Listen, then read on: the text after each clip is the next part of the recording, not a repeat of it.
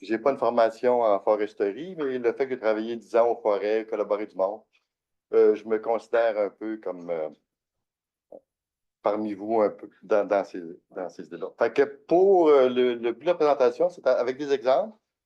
Pour aborder le futur, des fois, il faut se remettre dans le passé, qu'est-ce qui s'est passé, des pistes de solutions. Fait que ça aide des recettes de cuisine, partager différents défis, les façons de les remonter, et en vue d'aborder l'avenir d'une meilleure façon. On sait tous qu'il y a deux types d'évolution. L'aspect technique, qu'on peut s'adapter. Dans le cas des caméras, on voit que ça évolue. Donc, on peut s'adapter, même en foresterie un peu. L'autre type d'évolution, c'est biologique. Malheureusement, je n'ai pas de recette. Ça change, mais on ne peut pas rien y faire. Fait que pour aborder les changements plus techniques,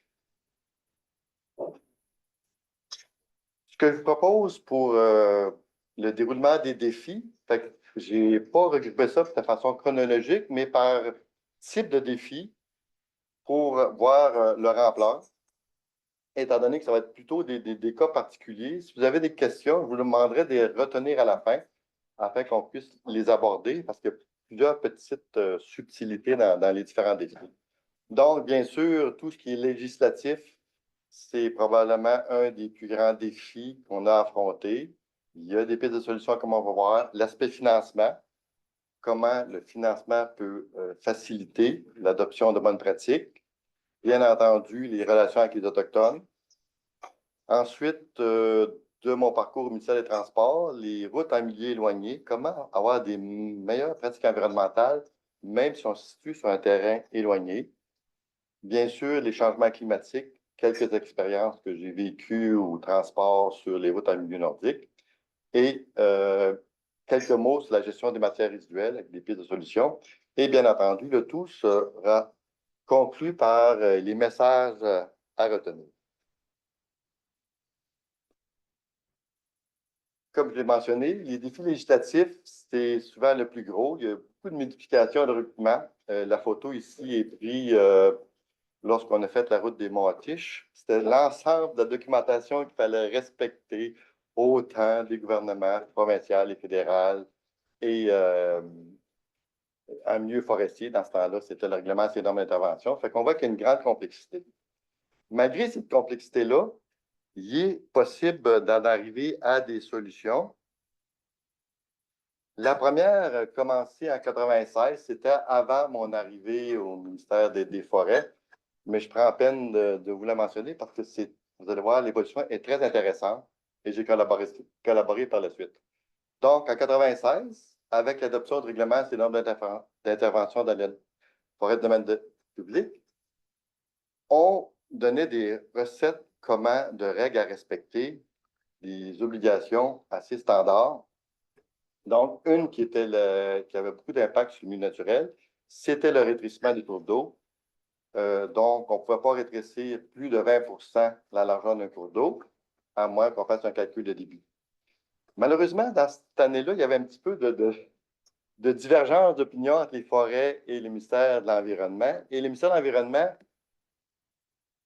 calculait le rétrécissement sur la ligne naturelle des Hautes-Eaux. Comme on peut voir sur le schéma du bas, la ligne naturelle des Hautes-Eaux, ça va dans les débordements.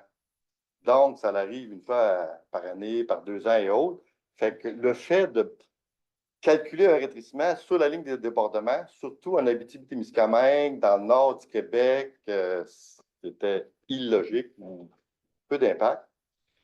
À cette époque-là, le responsable du règlement, au lieu de combattre l'opinion du ministère, il dit, bon, on va s'y faire, mais on va peut-être essayer de trouver des moyens pour faire adopter la pratique qui est encore celle d'aujourd'hui. Donc, dans le cours d'eau principal, entre les deux berges, ici, on voit où on voit la ligne d'étiage, c'est là que se fait le rétrécissement. La façon de passer le message, un premier truc qui a été par la personne responsable du règlement, on va regarder la terminologie de la ligne naturelle des Hautes-Eaux. Par contre, dans les guides d'adoption, on va indiquer que la ligne naturelle des Hautes-Eaux constitue le cours d'eau principal, donc sans débordement. Fait que toutes les guides de ces années-là montraient comment on pouvait installer des cours d'eau, d'installer des ponceaux dans les cours d'eau et respecter le rétrécissement. Le second truc, c'est là que je suis arrivé dans le ministère des Forêts. Tous nos relevés à cette époque-là étaient basés sur la berge, donc le cours d'eau principal, pour documenter qu'il y avait peu ou pas d'impact, le fait qu'on rétrécissait seulement entre les deux berges. Les impacts dans l'habitat du poisson, qui sont encore présents, sont plutôt reliés au manque d'enfouissement des ponceaux, à la mauvaise stabilisation. Mais dans toutes les données qu'on a recueillies pendant une dizaine d'années, il y avait peu ou pas d'impact sur l'aspect rétrécissement. L'autre chose aussi, c'est qu'il fallait être patient. Donc, attendre que d'autres organismes appuient la notion de berge.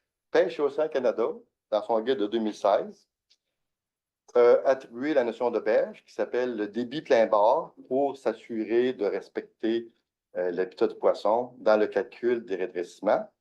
Donc, il en venait à la même conclusion qui est utilisée depuis plusieurs années aux forêts. Et finalement, le dossier qui avait été initié en 1996, en 2018, lorsque le règlement d'aménagement durable des forêts a été réalisé, on a mis de la couleur au premier schéma, c'est sûr qu'on est là-dedans, et vous voyez qu'on replace les lignes qui étaient initialement la ligne naturelle des Hauts-Eaux, et c'est ce qui est fait depuis plusieurs années, les berges.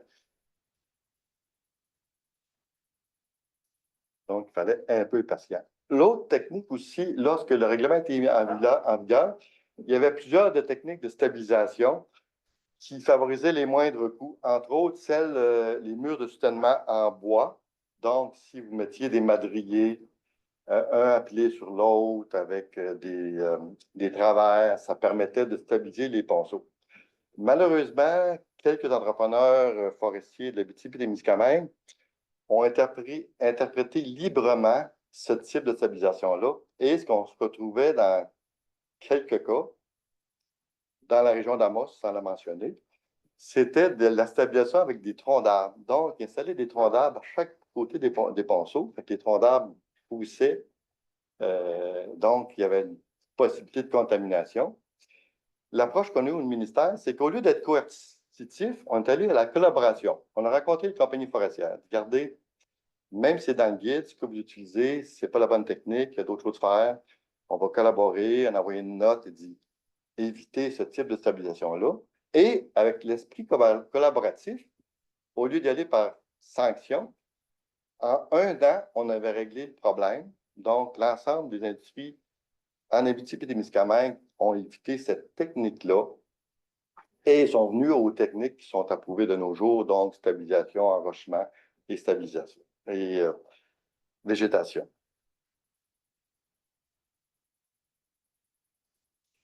L'autre chose aussi, c'est que le fait que j'ai travaillé dans le domaine de la faune aussi, des fois, c'est important de s'inspirer des approches législatives et correctrices allégées, comme dans le secteur faune.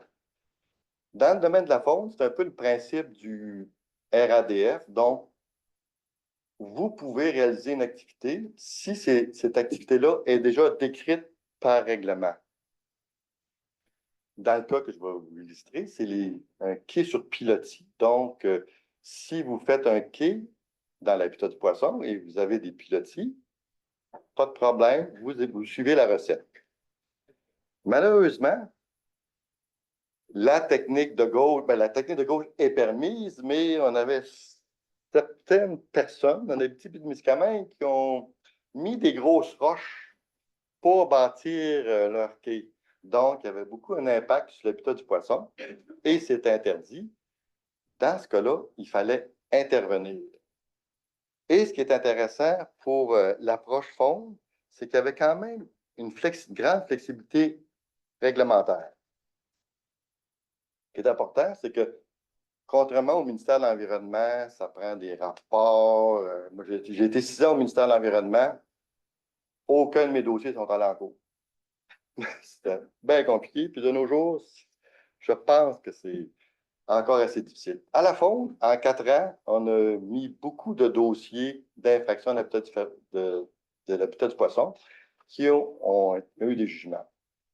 La recette est assez simple. Donc, l'agent de protection de la faune va sur le terrain, constate la grosse roche, le quai avec la grosse roche.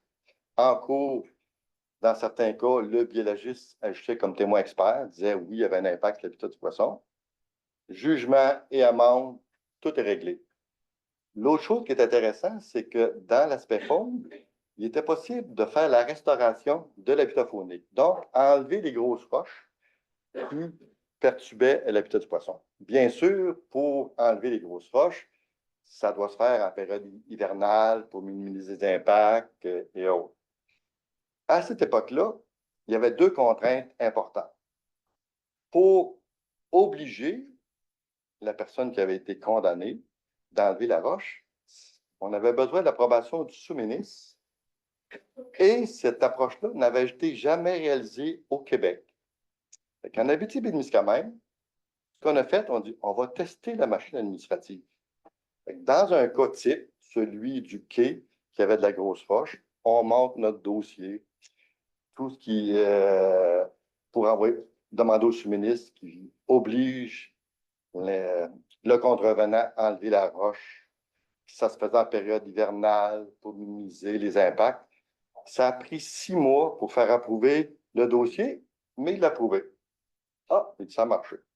Printemps d'après, on avait un autre beau cas. On dit, on va le monter, on va l'envoyer au sous-ministre. Ça a pris 2 semaines pour qu'il approuve l'obligation de résultat d'apporter le correctif. 3 mois plus tard, le pouvoir d'obliger le contrevenant à restaurer a été délégué au directeur régional pour aller plus vite. Donc, si on n'avait jamais, en Abitibi-Témiscamingue, testé la machine, on n'aurait pas pu voir l'efficacité de cette mesure. L'autre défi, tout est dans le financement. Donc, au début des années 2000, il y avait le programme de mise en valeur des milieux forestiers. L'idée était brillante, c'est qu'au lieu de prendre tous les revenus des droits de coupe à l'État, on en retournait un petit peu dans les communautés locales pour qu'ils puissent faire des travaux, soit les municipalités, ou il y avait aussi un volet, le volet 1 qu'on appelait le projet autochtone. Donc, favoriser les activités autochtones, l'argent qui venait des droits de coupe était redistribué. Il y avait 2 grandes visées, donc tout ce qui était les mesures d'harmonisation pour minimiser les impacts des activités forestières sur les communautés, et aussi l'acquisition de connaissances sur le territoire et des ressources en milieu forestier. Grâce à ce programme-là, la majorité, si ce n'est pas la totalité des communautés algonquines de l'Abitibi-Témiscamingue, ont été équipées en informatique. Donc, ils pouvaient analyser les plans ou aller documenter l'information auprès de l'attrapeur, des sites sensibles. Fait que grâce à ce financement-là, ça l'a permis de faciliter la réalisation de l'activité.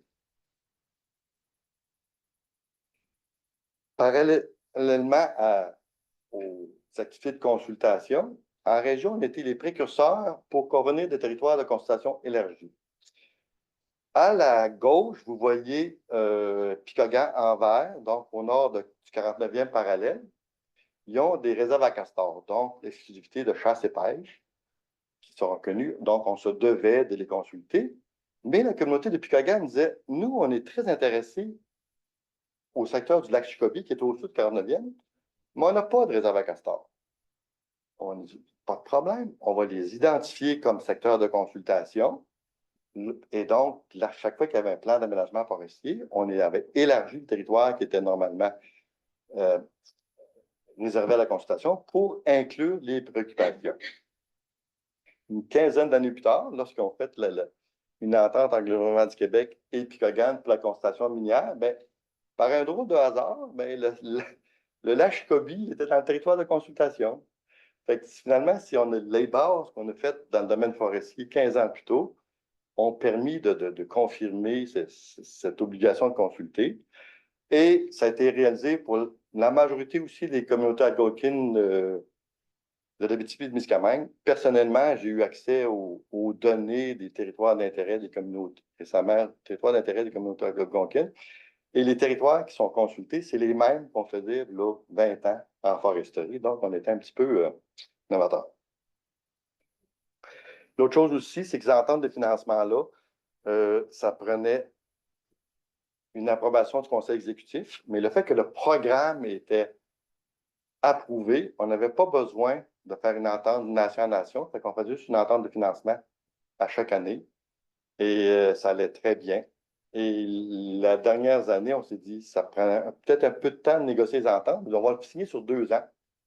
Comme ça va être plus facile au lieu de faire une entente annuelle. Ça a bien été, parce que l'année d'après, le ministère a voulu couper le financement, mais on a dit non. Regardez, on a des ententes de communauté sur 2 ans, fait qu'on ne peut pas couper. L'autre chose aussi, on ne se souvient pas, 98, la Nation Crie intente l'action en justice Mario Laure contre 26 entreprises forestières Québec pour la violation de la Convention de Beijing. Donc, il y avait un aspect politique. Heureusement, dans la même époque, il y avait un programme fédéral qui était le programme des forêts modèles à travers le Canada, qui était pour des innovations en foresterie. La seule forêt modèle autochtone à travers le Canada était à Waswanipi. Et le principe que ça marchait, c'était officiellement, il y avait un financement fédéral de 500 000 qui couvrait les frais de fonctionnement. Et grâce au programme de mise en valeur, nous, on rajoutait un 200 000 pour faire des travaux innovateurs en foresterie. Donc, pendant qu'il y avait l'aspect législatif de la confrontation, on travaillait sur le terrain avec les représentants de la Nation Crie, les titulaires d'aires de trappe. C'est quoi votre utilisation du territoire? C'est quoi vos zones sensibles? Pour établir une modalité de consultation. Il y a même eu une étude de télémétrique mise sur les orignaux pour les suivre pendant 1 an. Et ils ont interviewé les trappeurs, comment les orignaux se déplacent pendant 1 an. Et le suivi télémétrique concordait vraiment au savoir traditionnel. Donc, grâce à ces discussions-là avec les trappeurs, on a pu créer des cartes d'utilisation de territoire familiale, c'est quoi les zones sensibles, où sont les zones, les zones d'intérêt. Lorsqu'est arrivé la paix des Braves en 2002, pour le nouveau régime forestier, cette paix des Braves-là établissait des façons de consulter les cris, donc s'assurer de participer à la consultation, préserver des zones sensibles. Mais le fait qu'on avait vu la forêt modèle cri de Waswanipi, toutes les recettes de consultation avec les trappeurs étaient déjà en main. Donc, ça a été beaucoup plus facile de mettre en œuvre ce régime, le nouveau régime forestier. Entre autres, par exemple, il y avait des secteurs importants pour les trappeurs cris, qu'on appelait 1% qui n'ont aucune forestière, qu'on devait protéger, les camps permanents, saisonniers, les sites de petits fruits, les sites écologiques. Mais le fait qu'on avait déjà établi le principe de faire des maps du territoire traditionnel, l'accueillette d'informations est assez facile. Fait que ça a permis de rapidement favoriser la mise en œuvre là, des consultations.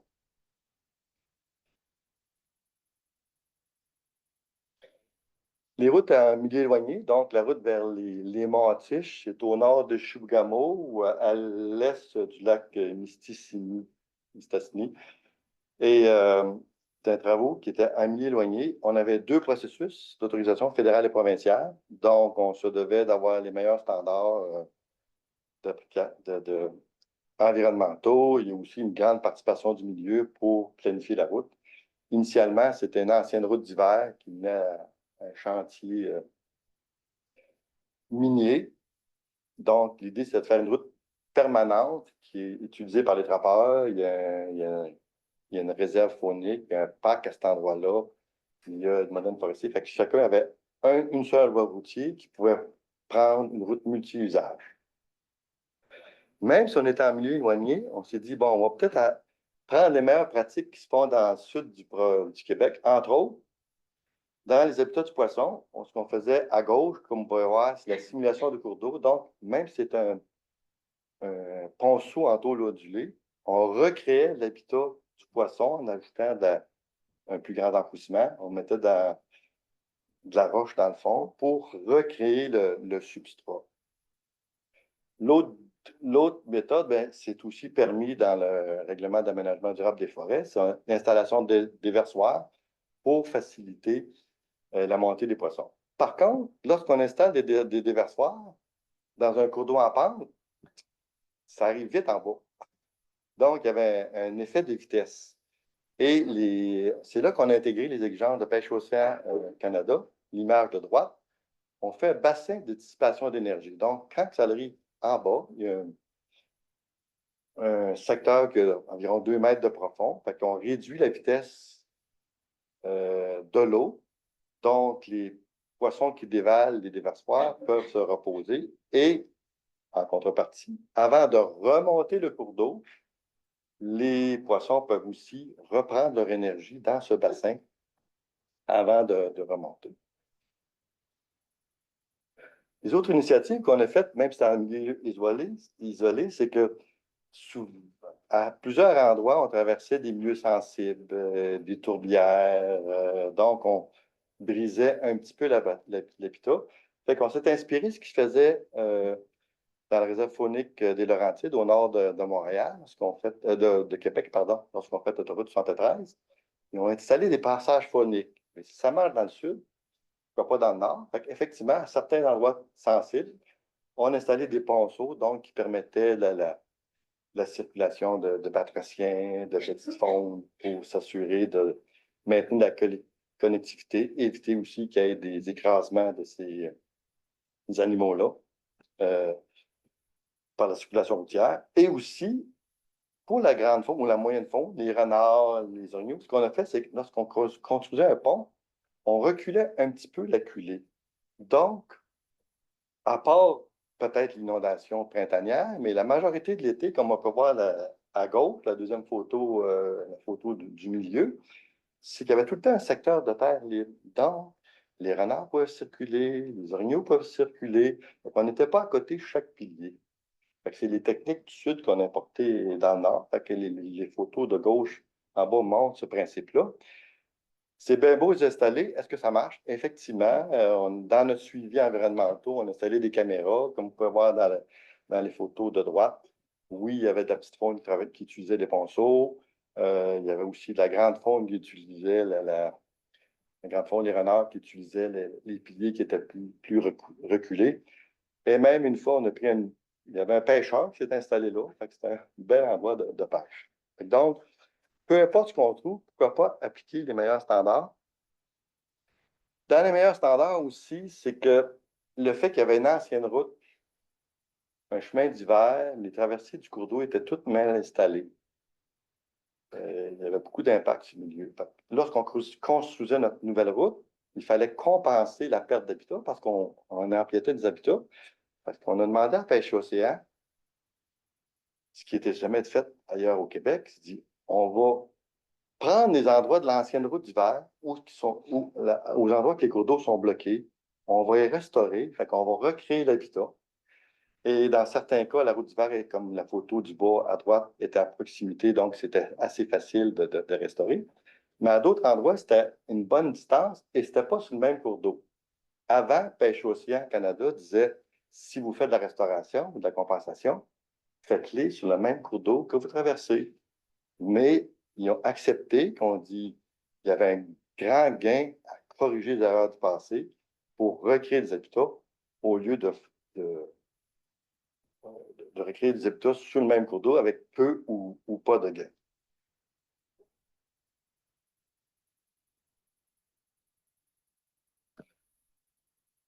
Autre exemple aussi de l'aspect législatif. En rouge, c'est la route des Moitiés, le tracé de la route qui était prévu. Les ministères de l'Environnement, lorsqu'une route traverse un banc de gravier, ça nous prenait un permis pour le banc à gauche, un permis pour le banc à droite, pour la paperasse. Et sur 240 km, ça en prenait beaucoup de permis. Il y avait beaucoup de paperasse. Et on s'est rendu compte que le ministère de l'Énergie et des Ressources, eux, pour octroyer le bail, pour pouvoir exploiter le gravier, si jusqu'à 100 hectares, on pouvait regrouper un territoire et ils nous donnaient un seul bail. Fait que ce qu'on a fait à plusieurs endroits, c'est que donc, on a demandé un bail pour l'ensemble du territoire. Fait que c'est un document administratif au lieu d'en avoir deux. À plusieurs endroits même, il y avait beaucoup de CA. Fait que c'était une solution administrative pour diminuer la paperasse, mais on respectait la réglementation pour accélérer les choses. Et étant donné que on arrive à la température comme à l'extérieur, le défi des changements climatiques, donc les 14 dernières années de ma carrière, je les ai passées au ministère des Transports. On s'occupait des aéroports nordiques. Il y avait beaucoup de problèmes de pergélisol et autres. Donc, ici, l'image, c'est principalement des choses qui se passent dans l'Ouest canadien. Les routes de glace, on a peu ou pas au Québec, là, mais il y a quand même des impacts reliés au changement climatique. Au Québec, on fait plus des routes permanentes, mais ces routes permanentes-là ont aussi des difficultés reliées au pergélisol. Lorsqu'elle était au ministère des Transports, grâce à la collaboration des chercheurs de l'Université Laval, on est en contact avec ailleurs au Canada, c'était de prendre les meilleures pratiques d'aménagement pour diminuer l'impact des changements climatiques sur nos infrastructures, que ce soit une route ou un aéroport. Dans les solutions, l'exemple qu'on vous demande, dans la deuxième photo du haut, lorsqu'on fait une barrière, que ce soit une route ou un aéroport, c'est qu'on fait du remblai. En faisant un remblai, ça cause l'accumulation de la neige, ça fait un effet isolant, et au cours des années, fait que le pergélisol ne peut plus geler à grandeur toute l'année, donc il y a une possibilité d'affaissement, soit de la route ou des aéroports, et donc ça a été, on a documenté. Pour minimiser les impacts, il y a deux techniques principales qui ont été utilisées au Québec, au Nunavik.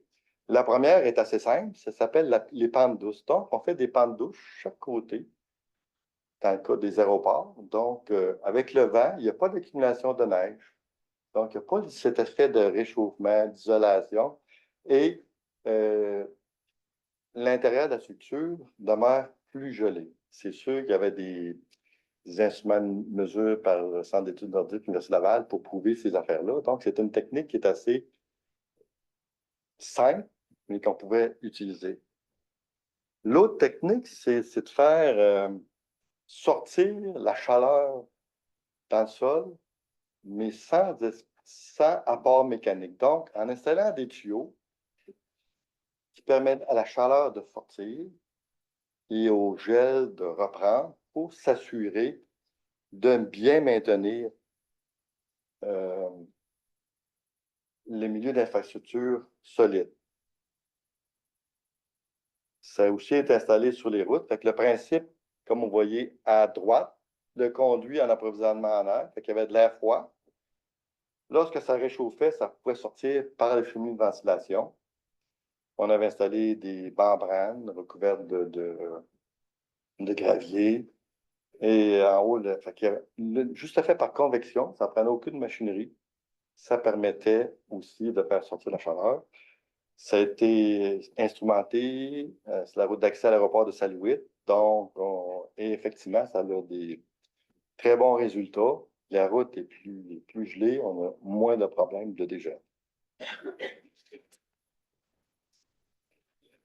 Il reste un seul défi parmi que j'ai retenu. Il y en avait d'autres, mais je me suis circonscrit. Il y a la gestion des matières résiduelles. Au Nunavik, les entrepreneurs, que ce soit le ministère des Transports, on rénove des aéroports, on fait des hangars, il y a d'autres qui construisent des écoles, des établissements. Chacun, on a il y avait des entrepreneurs arrivaient sur le territoire. Chacun apportait de l'équipement. Il n'y avait pas d'en manquer, de l'acier. Fait que, il y avait trop. Fait qu'on se ramassait avec la gestion des matières duelles avec beaucoup c'est quasiment des dépotoirs, beaucoup de déchets métalliques et autres en grande quantité. En tant que ministère de l'État, on s'est dit, ben, pourquoi pas donner l'exemple? Fait que ce qu'on a fait, c'est que dans tous nos contrats, on obligeait les entrepreneurs, le surplus d'acier, la peinture, les huiles, les bardeaux, les sols contaminés, on ne les laisse pas sur le territoire, on les ramène dans le sud. Fait qu'on a produit dans les devis les obligations. Malheureusement, je n'avais pas accès au devis du ministère, mais grâce à l'intelligence artificielle, j'ai recréé un petit peu le genre de devis qu'on peut retrouver qui obligeait l'entrepreneur à amener ça dans le sud, donc tri à la source, transport par bateau, il fallait bien isoler les sols contaminés, il y a une question de coût d'emballage. Fait qu'on a obligé chacun de nos entrepreneurs à ramener ça dans le sud. Je n'ai pas eu de données si on a créé un mouvement auprès des autres ministères, que ce soit l'éducation ou la santé un peu. Mais l'important, c'est de partir de la roue et au moyen de nos mesures, de minimiser les impacts environnementaux. Et finalement, on laisse un territoire en meilleur état. Et en bout de ligne, ça coûte un peu moins cher à gérer parce que enfouir des déchets dans le nord, on ne peut pas. Fait que l'idéal, c'est de revenir et de faire de façon sécuritaire.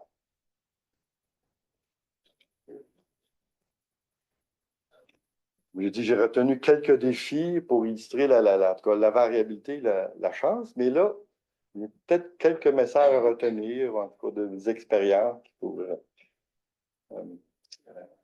servir pour planifier le futur. La première que j'aime personnellement grandement, c'est poursuivre le climat de collaboration dans le domaine forestier. Moi, j'ai fait plusieurs ministères, là, environnement, faune, forêt et autres. Et ce que j'ai aimé dans mon parchage, les forêts, c'est que c'est la seule place que tu peux avoir autour d'une table des Autochtones, des chercheurs, des fonctionnaires, l'entreprise, qu'on était en discussion pour trouver des solutions. En environnement, tu n'as pas ça, tu as ceux qui défendent, puis chacun les méchants. L'esprit de collaboration dans le domaine forestier, c'est une richesse et ça permet d'arriver à des solutions. Dans les exemples que je t'ai présentés précédemment, s'il n'y avait pas eu cet esprit de collaboration-là, on n'aurait pas eu les mêmes résultats. Et bien sûr, aussi dans le domaine, le fait qu'il y a une ouverture à prendre en compte les préoccupations autochtones, les intégrer à la planification, c'est une richesse là, à maintenir et à poursuivre. L'autre chose, en tant que fonctionnaire, c'est d'avoir un esprit d'ouverture et une volonté d'action au sein du personnel gouvernemental. Quant au gouvernement, on est capable de faire des changements, comme je l'ai montré précédemment, la persévérance pour faire des changements législatifs, pour s'assurer d'initier des programmes de restauration, même si ce n'était pas en œuvre, c'est de le faire. Et l'image date de 1990, mais je pense qu'elle serait peut-être un petit peu d'actualité, mais dans ce temps-là, c'était le problème des pluies acides qui étaient à la cellule. Bien sûr, il faut innover, mais il faut aussi s'inspirer des solutions existantes. On voit les deux photos du haut, c'est la réserve faunique La Vérandrie. Il y a des préoccupations concernant l'orignal, la coupe forestière et autres. Mais si on fait 500 km à l'ouest, on s'en va au nord de Chibougamau, mais il y a une réserve faunique qui est gérée entièrement par les cris, qui va bien et autres. Mais pourquoi pas cibler les fois d'aller pour régler des problèmes, trouver les meilleures pratiques. Puis là, ça existe déjà. Fait que pourquoi pas entreprendre des négociations pour faire la même entente avec les Algonquins. L'autre image, c'est un peu celle que je présente à mes étudiants. J'ai dit toujours, un éléphant, ça se mange, mais à petite bouchée. Comment? C'est gros, mais si tu ne fais pas la partie 1, partie 2, l'exemple du début, on commençait en 96, on est venu en 2018. Oui, ça se mange à petite bouchée, mais c'est peut-être dernier bémol, en tout cas, faire attention. Attention aux imitations d'orignaux, pardon, d'éléphants, parce que des fois, c'est peut-être plus difficile à manger qu'on pense. Fait que oui, il faut y aller par petites bouchées, mais faire attention. Fait que sur ce, ben, je vous remercie en cri, en inuit et en anglais de m'avoir écouté et je suis ouvert aux questions, aux demandes de précision sur des défis nommés ou ceux qu'on pourrait faire face. Merci.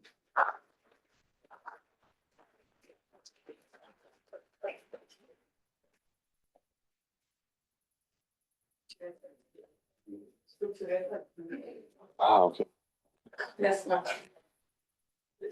OK, je comprends maintenant. Et, merci beaucoup, Denis. C'est vraiment intéressant. Oui, il y a des questions, Pierre? Bonjour Denis, c'était très intéressant. Quand tu travaillais avec les cris, puis autour de la table, il y avait plusieurs préoccupations, on n'avait probablement pas juste une. Comment vous faisiez le tri de qu'est-ce qui était plus important ou moins important dans des préoccupations des gens qui étaient autour de la table, mais en sachant qu'il y a des gens aussi qui voulaient peut-être faire de la récolte de bois puis d'autres choses, là. Comment tu conciliais tout ça? Avant de répondre à ta question spécifique, il faut mettre peut-être juste en contexte l'aspect politique. Lorsqu'on avait des discussions avec les CRI, l'aspect technique, ça va bien, on échangeait et autres, mais du moment que ça arrivait politique, on disait, bon, on comprenait nos différences, puis on arrêtait de discuter pour maintenir nos discussions aux aspects pratiques. Fait que là, aussi, ça permettait d'avoir, dire, c'est pas nous autres qui va régler ça, on va arriver dans nos discussions. Le principe, puis pour répondre spécifiquement à ta question, c'est que c'est le principe du livre ouvert. Tu prends ton livre, tu fais, oui, tu prends note de toutes tes préoccupations. Après ça, ben, tout dépendant de la situation, c'est que certaines peuvent être regroupées, mais effectivement, il y avait une analyse à la pièce et il fallait, des fois, il ne faut pas avoir peur de dire non. L'exemple que je peux citer quand j'étais au transport, lorsqu'on a fait de la route des Montiches, les CRI voulaient qu'on leur fasse des descentes à bateau chaque fois qu'on avait un pont pour qu'ils puissent accéder à la rivière. Mais pour faire une descente à bateau, ça prenait le ministère de l'Environnement, un permis. Fait qu'on s'est dit, c'est peut-être trop compliqué, fait qu'on n'ira pas dans cette demande-là.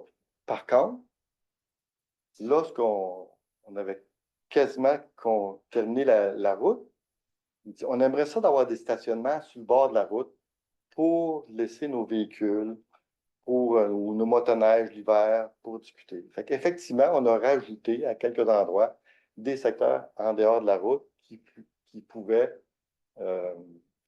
stationner leur véhicule de façon sécuritaire pour utilisation. Fait qu'effectivement, c'est que tu prends en note, après ça, tu discutes et arrives à une solution. Et l'important, c'est de faire une rétroaction. Si ça ne marche pas, parce que soit que tu n'as pas de pouvoir et autres, l'important, c'est de donner, d'aller répondre et autres. C'est pour ça que là, on a commencé en 2010, j'ai fait du suivi terrain jusqu'en 2017, fait qu'on allait retourner dans les communautés et autres. Fait que c'est important, c'est de garder le suivi, puis dire ça, on peut le faire, mais on étudie d'autres options, puis des techniques, effectivement, qui est souvent demandée. La route des Montiches, on ne pouvait pas récupérer le bois pour le descendre dans le sud, sauf la petite partie, parce qu'on était trop loin des usines, mais ils disaient, bon, mais on a besoin de bois à tel endroit. Fait qu'on a laissé du bois, lorsqu'on a fait le déboisement initial, on a laissé des piles de bois qu'on puisse utiliser un peu. Fait que il y a tout le temps moyen, mais effectivement, c'est d'expliquer la décision, puis souvent, en explication, avec le respect, il y a moins de frustration, puis ça, on arrive à des bons résultats là, de façon générale.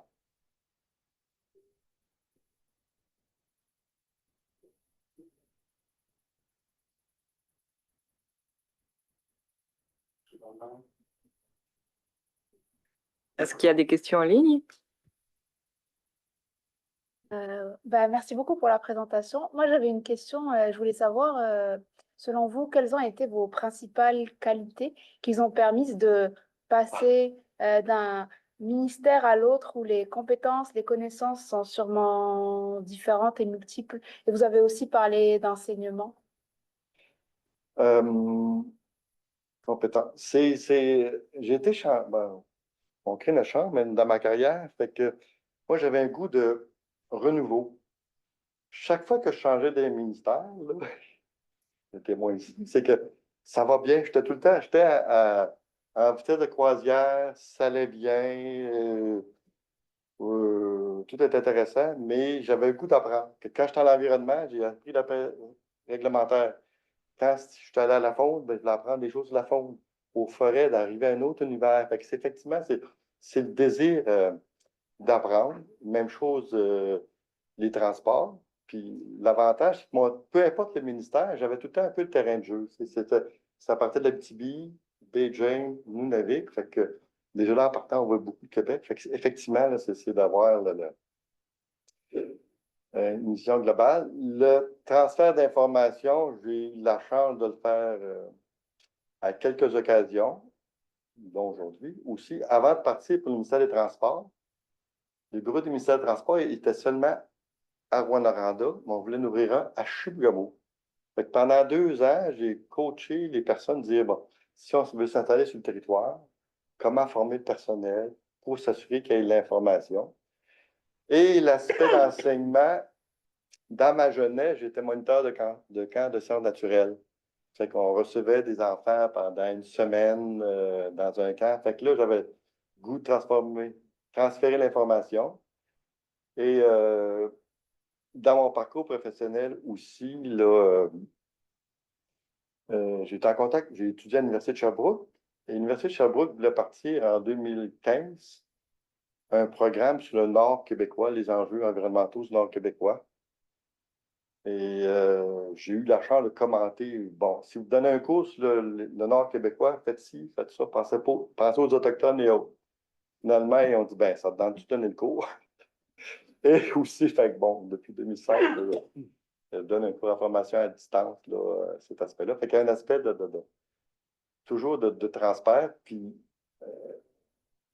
faire le lien aussi avec la question de Pierre, ben, c'est avec les individus, c'est être à l'écoute de ce qui se passe. Fait que, écouter les préoccupations, puis essayer de dire, bon, si je ne suis pas capable de le régler, je vais transférer quelqu'un qui peut, ou pour toujours les accompagner là, dans ces solutions-là. J'ai essayé avec ma vie personnelle, c'est plus difficile d'écouter. Mais effectivement, professionnel, c'est d'être. Et le fait que ma formation de base est en biologie, fait que ça me permettait de toucher à plusieurs ministères. Je pense, comme un ingénieur forestier qui a des goûts de se déplacer et autres, ben, c'est plutôt concentré un domaine d'emploi en biologie. On est plus chanceux, transversal. Fait que on va passer du Nunavik au changement climatique, au ponceau, la route des montées. Fait que j'ai aussi bon, ma formation de base me permet une certaine flexibilité là, et travailler dessus en collaboration. Les équipes multidisciplinaires, c'est un bon gage de succès.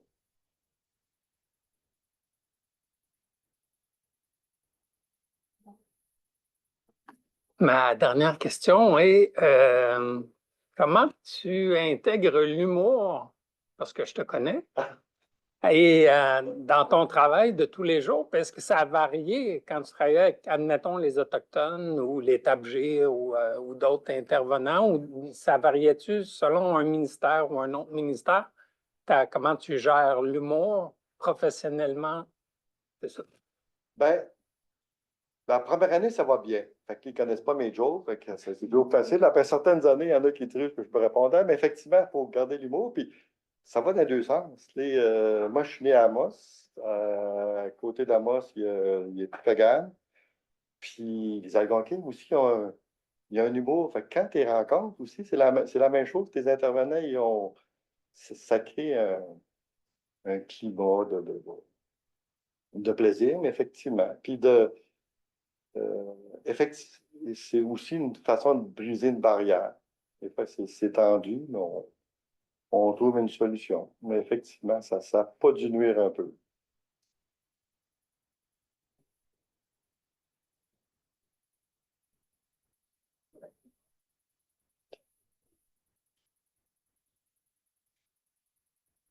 Ok, donc, super, merci beaucoup, Lily. Et voilà, c'est tout pour aujourd'hui.